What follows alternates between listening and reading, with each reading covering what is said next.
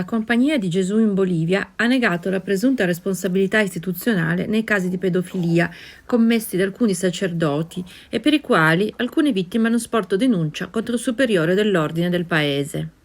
I crimini che alcuni gesuiti potrebbero aver commesso sono interamente di loro responsabilità e la Compagnia di Gesù in Bolivia sarà la prima a prevedere le sanzioni che meritano, ma non vede alcun senso nella causa presentata, si legge nell'ordinanza.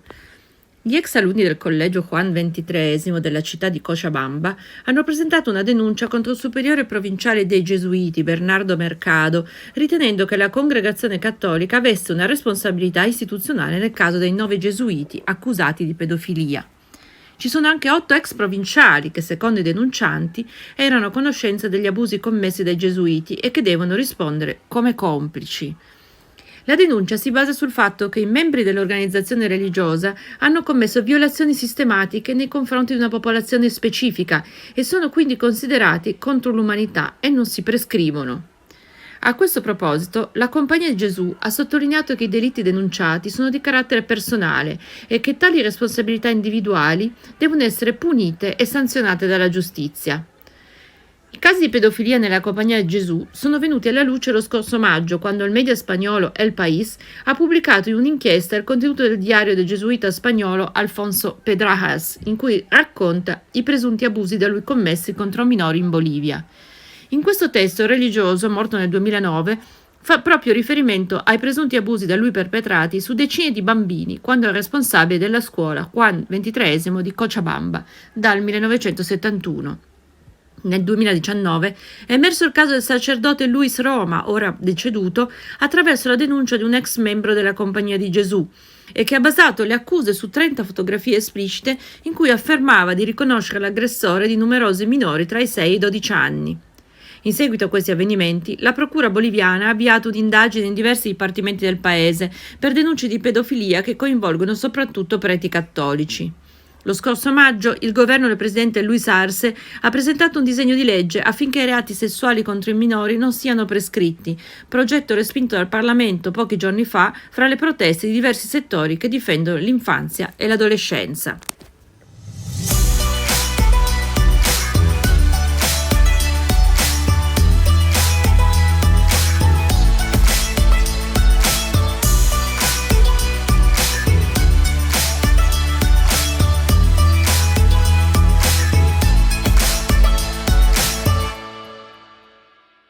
Il 3 ottobre scorso, sulla pagina Facebook del blog Silereno Possum, un post recitava testualmente quanto segue in riferimento al report sulle omissioni al motu proprio della CEI elaborato da Rete L'Abuso.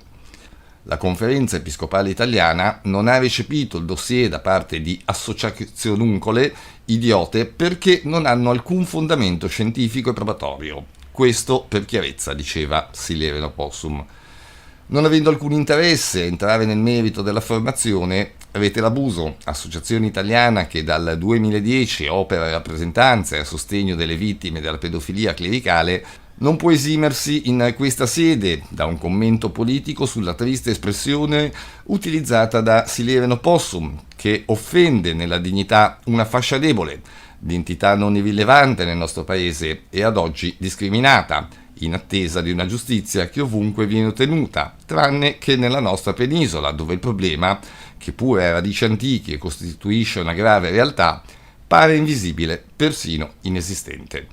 L'associazione intende rimarcare come le espressioni utilizzate dal blog, peraltro non nuovo all'uso di offendere pubblicamente anche giornalisti professionisti per controbattere a posizioni differenti, esprimano, secondo lo schema più classico della rivittimizzazione in ambito clericale, l'intento di far tacere, screditandolo, chi è già vittima di un abuso.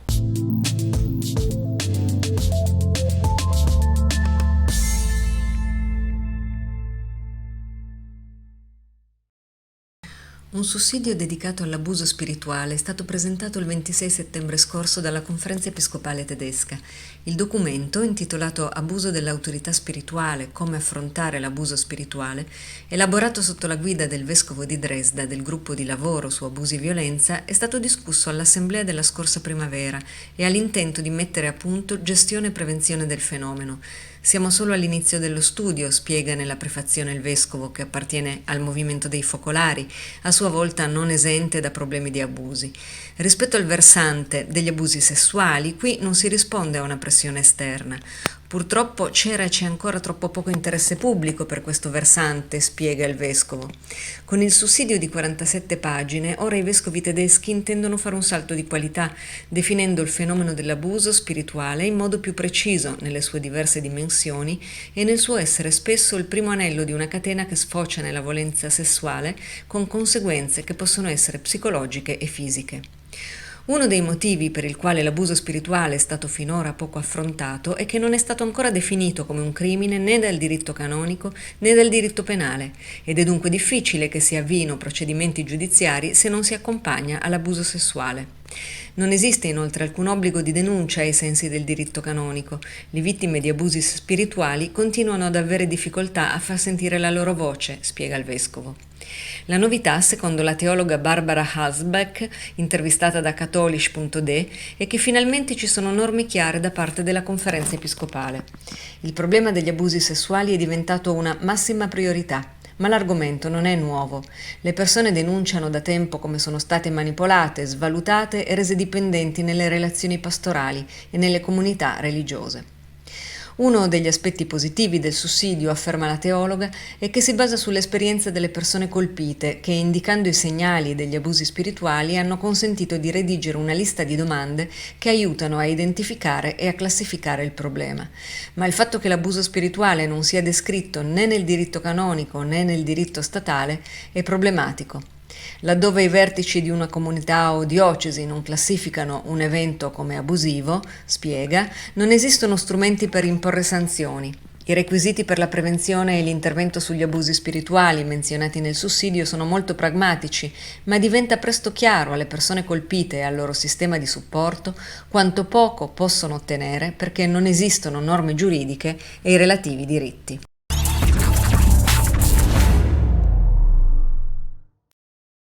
Rinviato tutto la settimana prossima. Agonia infinita. Le prime parole affidate ai social da Pietro Orlandi riassumono quanto sta accadendo intorno all'istituzione della commissione d'inchiesta sulla scomparsa della sorella Emanuela e di Mirella Gregori. La discussione in aula al Senato era prevista per martedì 10, rinviata ad altra data, da fissare, per l'informativa del ministro degli esteri Tajani e il voto sulle mozioni parlamentari sulla guerra tra Israele e Hamas. I disegni di legge istitutivi delle commissioni parlamentari di inchiesta sull'emergenza SARS-CoV-2 e sulla scomparsa di Emanuela Orlandi e Mirella Gregori, già previsti all'ordine del giorno della seduta odierna, sono rinviati ad altra data. Restano confermati gli altri argomenti previsti in calendario e le comunicazioni del rinvio pubblicata su Facebook da Pietro Orlandi. Rinviate queste due discussioni, non c'era tempo, che c'era invece per gli altri argomenti. La discussione poteva durare anche solo un'ora, ha sottolineato Pietro Orlandi, un'ora che non si trova, e si dovrà nuovamente riunire la conferenza dei capigruppo per stabilire una nuova calendarizzazione. A quando? Quando finirà questa sconcertante agonia, questo rinvio continuo per una commissione che fino alla primavera aveva un'ampia maggioranza trasversale? Ora, dopo le parole di Diddi, dopo l'intervento di Mattarella nei mesi scorsi, qualcuno ha cambiato posizione. Almeno lo dica esplicitamente, abbia il coraggio delle proprie posizioni, senza nascondersi dietro continui rinvii.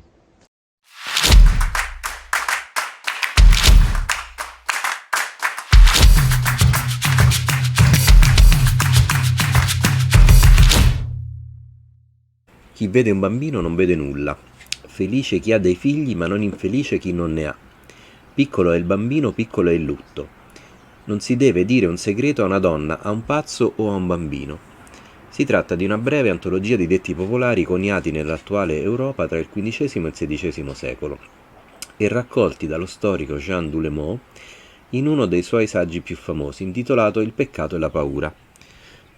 Quando ebbe inizio l'età moderna europea, spiega Doulemot, l'atteggiamento di incomprensione nei riguardi dell'infanzia si rivela ancora largamente diffuso e riveste due aspetti tra loro complementari: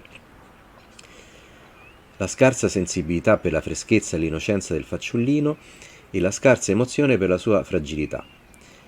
E poi la tendenza a vedere il fanciullo in età scolare, come diremmo noi oggi, come un insieme di difetti, un essere cattivo e maligno che occorreva necessariamente disciplinare affinché non diventasse adulto malvagio. Questa antologia di proverbi, prosegue lo storico, per quanto contenuta ci fa capire che il bambino non era riconosciuto come tale.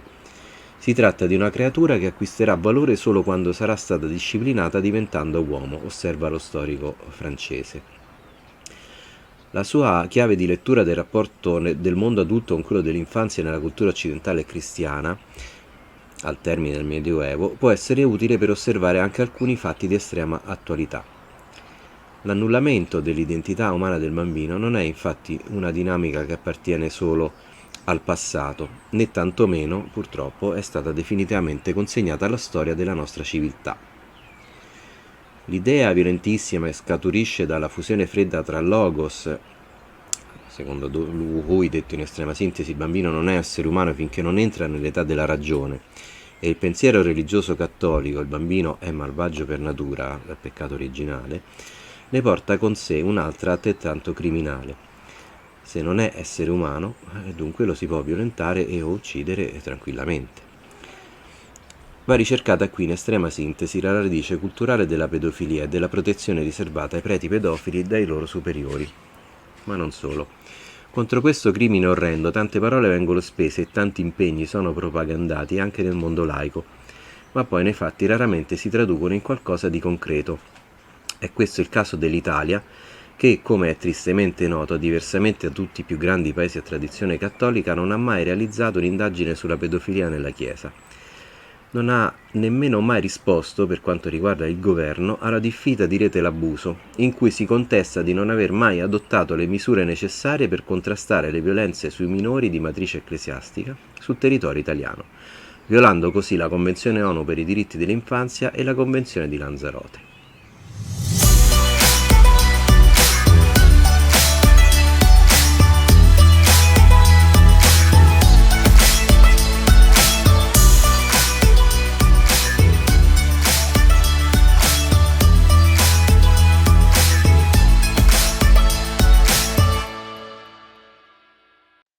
Riguardo alla vicenda che ha coinvolto un religioso dell'ordine dei frati minori, lo stesso ordine, per mio tramite, precisa che il confratello appare rivestire la qualifica di persona offesa e comunque verranno svolti tutti i necessari accertamenti e verifiche. Così l'avvocato Luca Gentili prova a spiegare fatti che però sembrerebbero raccontare altro, suscitando almeno qualche dubbio. Siamo a Perugia, protagonisti di questa storia un trentenne albanese, un escort che vive di incontri a luci rosse e un religioso di Assisi. Il frate avrebbe incontrato l'escort e usufruito delle sue prestazioni sessuali prima che il giovane albanese mettesse tutto in chiaro. O mi dai altro denaro o diffondo questo video e lo vedranno tutti, avrebbe minacciato l'escort. Così il frate, obtorto collo, è andato dai carabinieri di Assisi a denunciare il tentativo di estorsione che stava subendo. Una scelta forse non facile per il religioso e così l'escort è stato arrestato. Naturalmente sulla vicenda viene mantenuto il massimo riserbo da parte di inquirenti ed investigatori, ma secondo indiscrezioni il rapporto sessuale fra il frate e l'escort si sarebbe consumato tra fine agosto e i primi di settembre di quest'anno. I due si contattano sul web e dopo il loro incontro il giovane escort albanese chiede centinaia di euro al frate, sostenendo di avere filmato il loro appuntamento con un telefono nascosto. Un tentativo di ricatto bello e buono, proprio per evitare che quelle immagini vengano diffuse. Così la denuncia del frate, che su indicazione dei carabinieri organizza un secondo incontro sempre a Perugia, ed è a questo punto che l'escort viene arrestato in flagranza. L'interrogatorio di garanzia si è svolto nei giorni scorsi al carcere di Capanne, l'arresto è stato convalidato, ma il trentenne albanese è stato rimesso in libertà con obbligo di firma.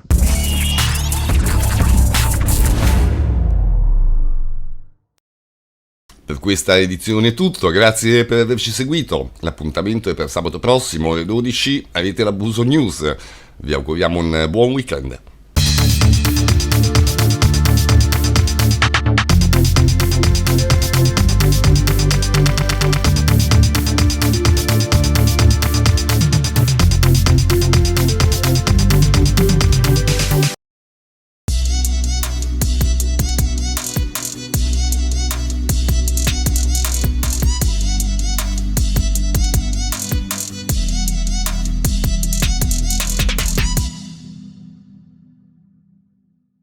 Allora, niente, adesso io introduco Giuseppe Miccoli, che vedo, almeno non lo vedo più, ma ho visto che era qui, immagino sia ancora in linea, che è un cantautore che ha regalato, non so, ieri sera vi ho mandato un video, chi è nella nostra chat dei giornalisti della rete. Questo video è stato prodotto appunto da Giuseppe Miccoli e con la collaborazione di Guglielminetti e appunto lascio la parola a Giuseppe, prego.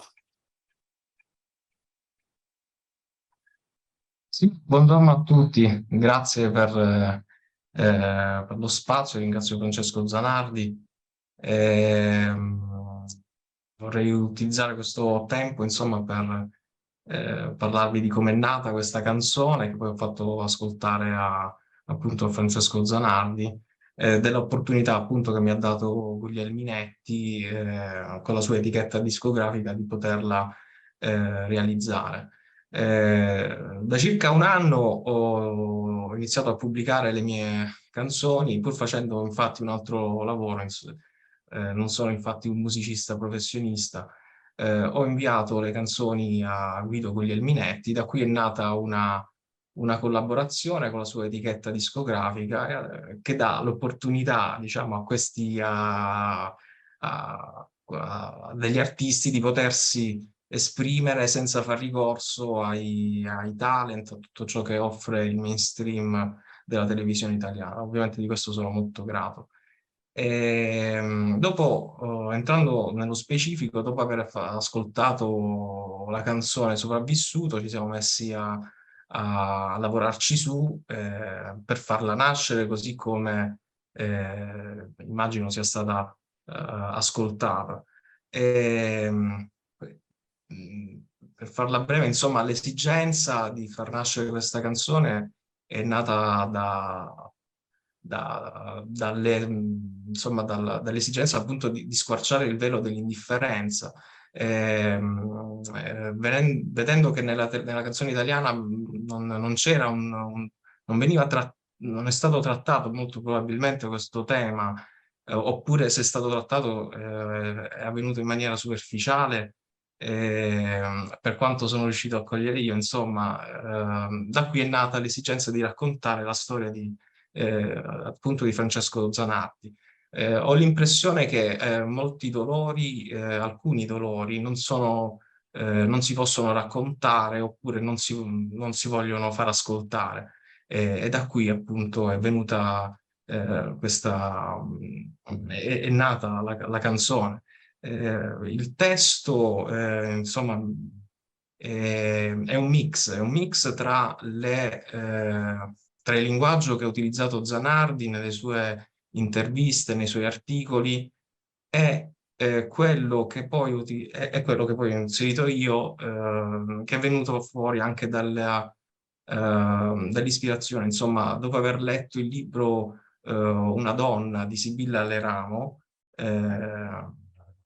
praticamente ho cercato di far rivivere lo stesso affanno, la stessa inquietudine, gli stessi abusi che aveva subito Sibilla e che vengono raccontati in quel libro, però senza, ovviamente non potevo non far emergere la reazione delle vittime, che non si fermano, anzi affermano con forza la propria esistenza e il proprio dolore e quindi la condizione di sopravvissuto. Questo, vabbè, per introdurre quello che ho fatto e che poi ho cercato di condividere con con Zanardi. Poi, come spesso si dice, le canzoni non vanno spiegate, sia se vanno ascoltate e basta, insomma.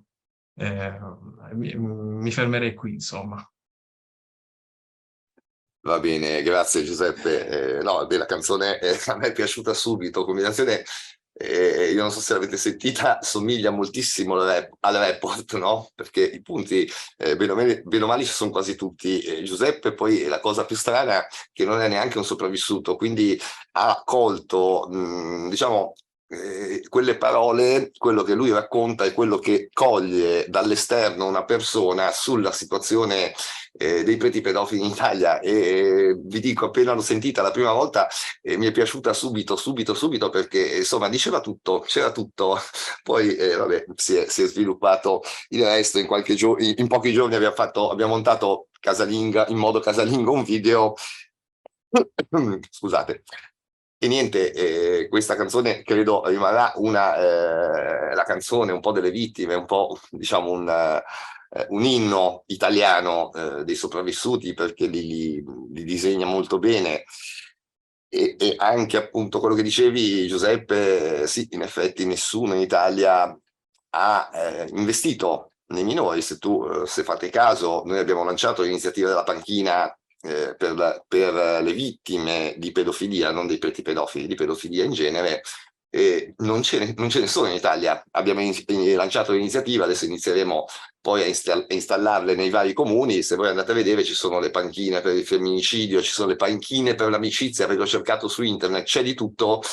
Non c'è una panchina per la tutela dei minori, non c'è una partita, che ne so, una nazionale cantanti per la tutela dei minori. Diciamo che l'argomento dei minori, pure tutti abbiamo dei figli in Italia, però pare davvero un argomento quasi, non so se dire tabù o ignorato, ecco, preferisco la prima.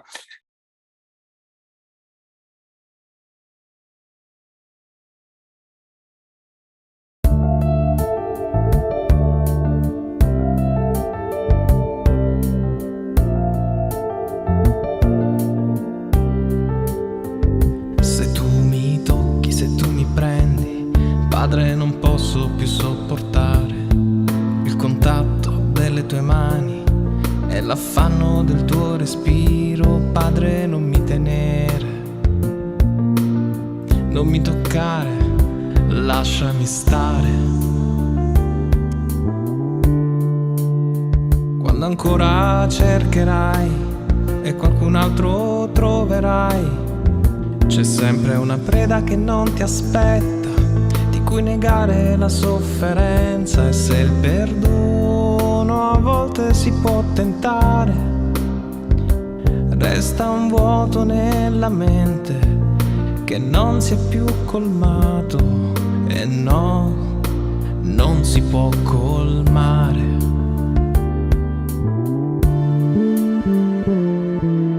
Anche se l'abito ti protegge e sembri più forte della legge, il tuo animo è venduto, ma io sono sopravvissuto.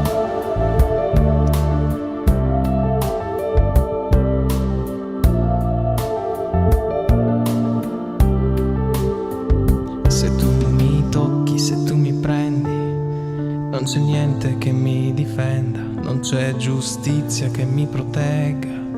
La verità va dove conviene, sono stanco di soffrire, di andare e venire e sottostare. E se con quelle braccia che hanno inflitto il male mi tieni giù la faccia e ho paura di naufragare, di trasformarmi in una carta straccia. Ero solo un ragazzino, tu il mio aguzzino, e oggi non posso perdonare.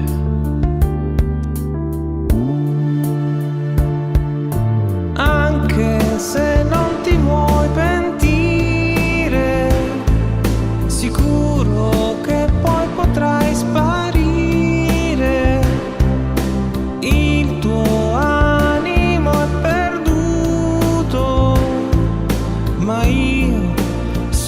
sopravvissuto, anche se l'abito ti protegge e sembri più forte della